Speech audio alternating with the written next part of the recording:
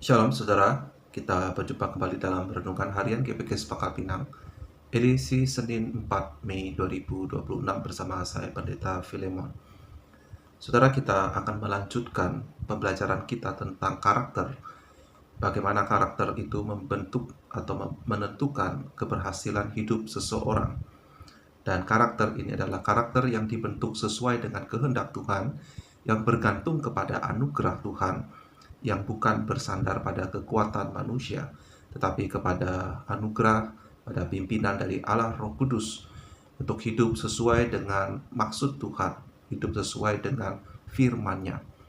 Nah, saudara, kita sudah membahas secara singkat tentang 6 aspek yang kita harus miliki untuk bisa memiliki sebuah karakter yang baik, untuk bisa mencapai keberhasilan hidup yang nyata sesuai dengan kehendak Tuhan. Oleh sebab itu, kita akan membahas secara detail satu demi satu di dalam renungan harian ini.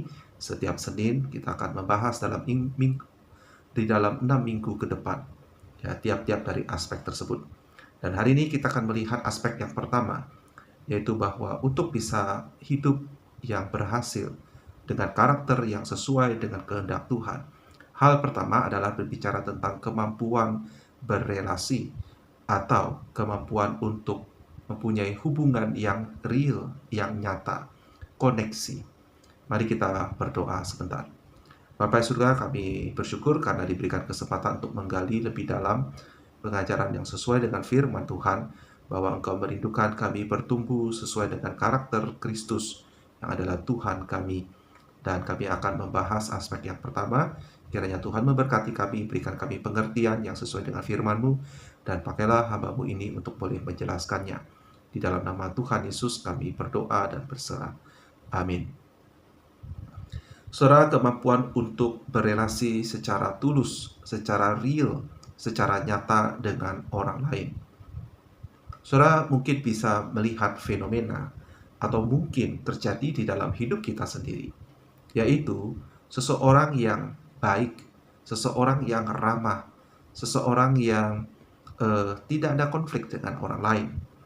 Meskipun demikian, ternyata hidupnya tidak mengalami kemajuan yang berarti yang disebabkan kurangnya hubungan. Ya, artinya di dalam hubungan keluarga, di dalam hubungan pelayanan, di dalam hubungan dengan rekan-rekan bisnis, dengan rekan-rekan kerja, atasan, atau sesama karyawan, ada sesuatu yang hilang meskipun orang itu adalah seseorang yang ramah. Apa itu? Yaitu ketidakmampuan untuk membangun relasi secara real, secara nyata, secara hati ke hati. Dan inilah yang menjadi dasar di dalam karakter yang baik, karakter yang berhasil, yaitu kemampuan untuk berelasi secara nyata, secara tulus, secara otentik dengan orang lain, bukan pura-pura. Ya, firman Tuhan mengatakan, hendaklah kasihmu tidak pura-pura, nyata di hadapan orang lain. Nah, saudara, fenomena orang yang baik, nice person, tetapi hidupnya tidak punya relasi yang kuat, tidak punya sahabat, tidak punya cycle yang memberi dia masukan yang nyata, sehingga dia bisa mengevaluasi, dia bisa belajar untuk maju, untuk bertumbuh, atau tidak punya relasi yang nyata sehingga kehidupannya tidak memberi dampak positif, tidak membangun orang lain. Hanya bertemu, say hi, berbahasa basi, dan lain sebagainya macamnya. Jangan kita samakan kemampuan ini, karakter ini, dengan sifat kepribadian ekstrovert. Kepribadian ekstrovert adalah orang yang suka berbicara, suka mengekspresikan, suka berelasi dengan orang lain. Sebaliknya, orang introvert adalah orang yang lebih memfokuskan pikiran, energinya ke dalam dirinya sendiri. Sedangkan orang ekstrovert menghabiskan energinya keluar dirinya. Ya, biasanya orang ekstrovert itu yang talk aktif, aktif berbicara, suka untuk berbicara. Nah, saudara, ini tidak sama dengan karakter kemampuan untuk berhubungan secara otentik tadi. Kenapa? Karena orang yang banyak bicara, yaitu orang ekstrovert, bisa saja menggunakan kemampuan dia untuk berbicara panjang dan lebar, menguasai pembicaraan untuk menjaga orang lain tidak masuk ke dalam kehidupan pribadinya. Sebaliknya, seseorang yang introvert, yang pendiam, tidak berarti dia tidak mempunyai kualitas hubungan relasi. Walaupun tentu secara natural, kalau seseorang itu terlalu pendiam dan tidak punya inisiatif, tidak punya minat untuk berbicara dengan orang lain, maka tentu saja kemampuan atau peluang untuk terkoneksi dengan orang lainnya juga ikutan menjadi rendah. Tetapi bisa seseorang yang introvert, tetapi dia memiliki pemahaman yang benar tentang relasi, maka dia bisa membangun relasi yang nyata, ya, komunikasi yang nyata, terhubung yang nyata, yang berkualitas. Jadi kita harus bisa bedakan kualitas karakter yang dimaksud dengan extrovert ataupun introvert. Itu tiga hal yang sama sekali berbeda. Nah, baik saudara. Kalau begitu, apa itu koneksi, terhubung? Pertama adalah ini berbicara soal kemampuan berempati. Empati berasal dari kata di dalam dan perasaan. Berarti empati itu berarti seseorang mampu merasakan di dalam dirinya perasaan orang lain. Dengan kata lain, dia bisa menyelami perasaan, pikiran, cara berpikir, pengertian dari lawan bicaranya. Dia mampu mengenali, dia mampu merasakan hal itu di dalam dirinya. Ya, dia berempati. Tidak berarti orang itu setuju kepada perilaku ataupun perkataan ataupun reaksi orang itu, ya perasaan orang itu. Bukan berarti dia setuju, bukan berarti dia mendukung, tetapi sebatas dia mengerti, dia memahami, dia bisa merasakan apa yang orang lain rasakan tanpa harus setuju dengan pikiran ataupun perasaan orang tersebut. Tetapi inilah hal yang pertama, kemampuan untuk merasakan. Dan ini adalah sebuah prinsip yang alkitabiah. Karena Tuhan kita sendiri adalah seorang imam besar yang turut merasakan ya perasaan-perasaan umatnya. Karena dia adalah sebagai manusia, dia telah dicobai dan dia tidak jatuh ke dalam dosa. Tetapi dia mampu berempati kepada doa-doa, curahan hati dari orang yang berseru kepadanya. Sekali lagi, meskipun tidak berarti dia setuju, tidak berarti dia harus menuruti keinginan kita karena dia lebih tahu dari kita apa yang baik untuk diri kita. Nah, inilah empati.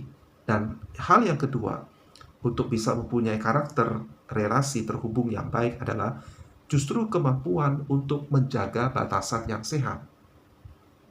Saudara, kalau ada seseorang yang ketika orang lain curhat atau cerita masalahnya kepada dia, kalau seseorang yang mendengar itu justru tenggelam dalam perasaan orang yang curhat, perasaannya terlalu tenggelam di dalam perasaan orang lain itu, sampai dia tidak bisa menguasai dirinya, maka orang yang seperti ini kemungkinan justru tidak terlalu menolong atau bahkan bisa memperumit masalah.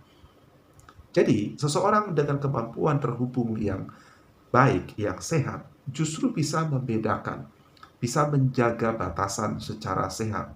Artinya dia sadar bahwa ini adalah perasaan orang itu. Ini adalah pikiran orang itu. Ini adalah pemikiran orang lain, bukan pikiran saya. Saya hanya mampu untuk merasakan, untuk memahami, ya, untuk melihat dari sudut pandang orang itu. Tetapi dia bisa membedakan, ini bukan perasaan saya, ini bukan berarti saya setuju. Justru dengan dia bisa menjaga batasan ini, saudara, dia bisa menjadi pendengar dan kemudian bisa memberi feedback atau respon yang sehat. Sekali lagi, kalau seseorang itu justru tenggelam, seseorang itu tidak bisa membedakan antara batasan dirinya dengan orang itu, akhirnya dia mencoba untuk menyelesaikan masalah itu, mengambil masalah itu menjadi masalahnya, ya, take it personal, justru akan bisa menimbulkan masalah yang baru. Ya, berarti ini prinsip yang kedua untuk bisa memiliki karakter keterhubungan yang otentik. Ini juga berarti, saudara, orang itu seseorang itu, karena dia bisa menjaga batasan secara sehat, ini juga berarti dia mempunyai keterampilan untuk bisa memahami perasaannya sendiri. Ya, dia bisa mengenali. Jadi dia bisa membedakan, yang pertama dia bisa memahami, dia bisa ikut merasakan, tetapi dia bisa menjaga batasan yang sehat antara perasaan orang itu dengan perasaan dirinya. Dan ini juga berarti dia bisa mengenali perasaannya sendiri.